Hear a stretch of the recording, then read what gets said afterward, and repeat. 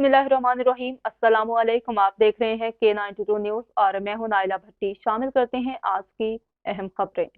जिला waste SHO थाना पाकिस्तान बाजार रियाज भुट्टो की मंशियात के खिलाफ दबंग कार्रवाइयां जारी। वेस्ट पुलिस ने क्रिस्टल फरोशी में मुलविस आदि मुलजिमान को गिरफ्तार कर लिया। थाना पाकिस्तान बाजार पुलिस ने खुफिया इतला पर कार्रवाई करके 2 मुलजिमान को गिरफ्तार किया।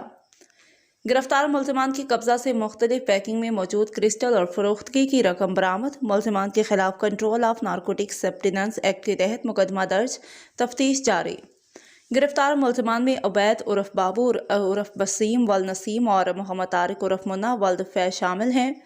मुलजिमान आदि मंशियात फरोश हैं और मुलजिम उबैद उर्फ बाबू कबल अजबी जेल मुकदमात में गिरफ्तार होकर जेल जा चुका है। मुकदमा इल्ज़ाम नंबर 411/2022 बजुर्म दफ़ा 69B थाना पाकिस्तान बाजार। मुकदमा इल्ज़ाम नंबर 511/2022 बजुर्म दफ़ा 6/9A थाना पाकिस्तान बाजार। मुकदमा इल्ज़ाम नंबर 596/2022 बजुर्म दफ़ा 6/9A थाना पाकिस्तान बाजार।